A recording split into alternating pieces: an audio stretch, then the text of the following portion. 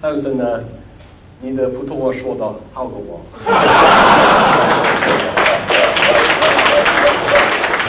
So I'll speak in English, right?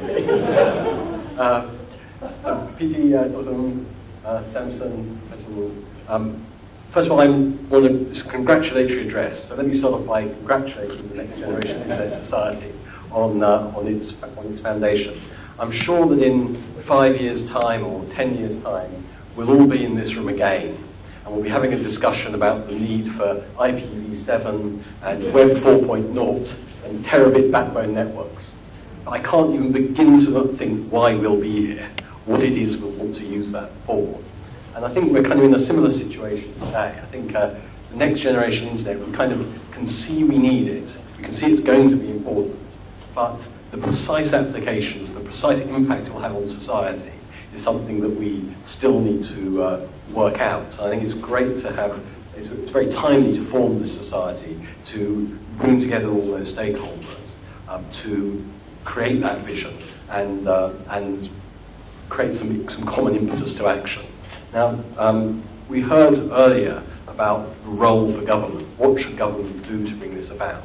I mean, I think one lesson we can learn from the last generation, the current generation of the internet, is that the market has played a really, really important role in making that happen. And the government has certainly followed a very market-led approach. And as a result of that, Hong Kong has probably one of the world's most extensive broadband networks, several very competitive environment. I think 80% of all households in Hong Kong have a choice of at least 2 fixed-line broadband networks, as well as probably 2 or 3 mobile networks. Some households have a choice of 3 or 4 fixed-line broadband networks. So in terms of the quality of the internet service and the price, we've done extremely well.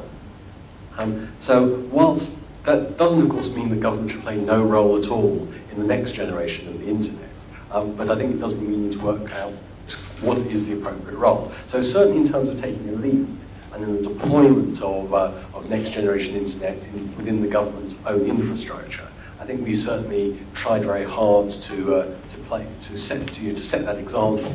Partly because we want to set the example and show it can be done, and that's one reason. Partly because, of course, it's going to be quite soon when we're going to have stakeholders who need to access government services through IPv6, whether those are clients in Hong Kong or more likely some people who want to access information from outside Hong Kong, where in the parts of the world where IPv4 runs out earliest. So we've upgraded our backbone network to IPv6, we've upgraded our internet hosting infrastructure. There are now over 230 government websites that can be accessed through IPv6.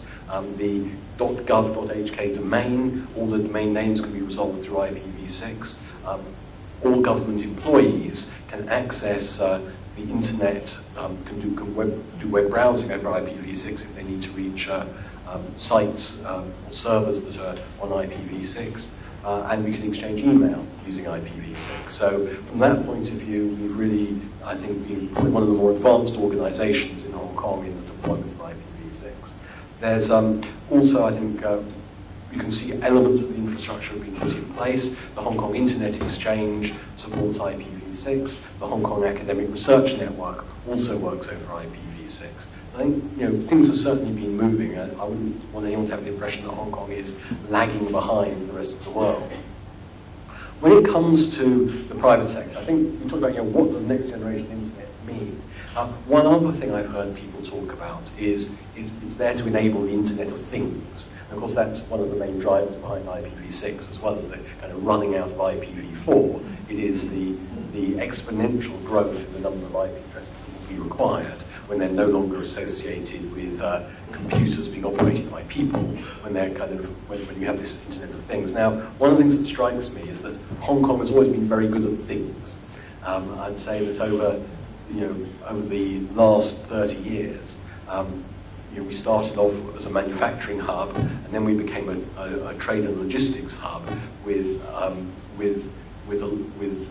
the hub between mainland China, the manufacturing centre, and the rest of the world. So one of the things, a challenge I'd like to throw out the next generation internet society is as we move Hong Kong into wanting to be a technology and innovation, I think a lot of that technology and innovation will be in the next generation of things.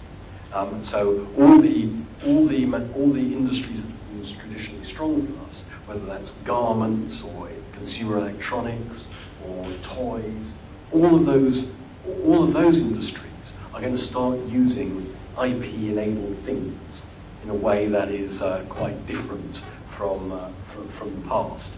And so I think as well as focusing on the infrastructure in Hong Kong, I think it'd be great to be thinking about how does Hong Kong as an innovation hub become a centre for the development of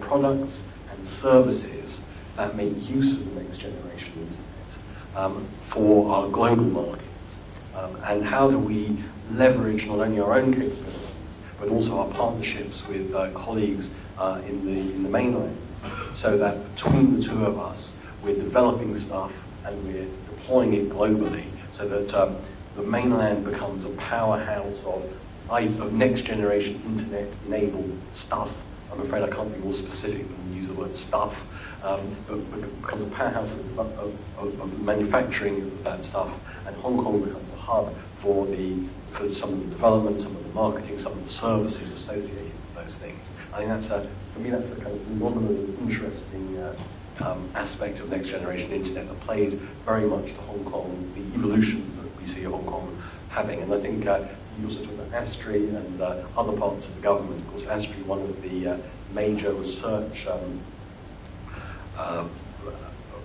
focuses of ASTRI is telecommunications technology, which obviously includes all the stuff, things around next generation internet.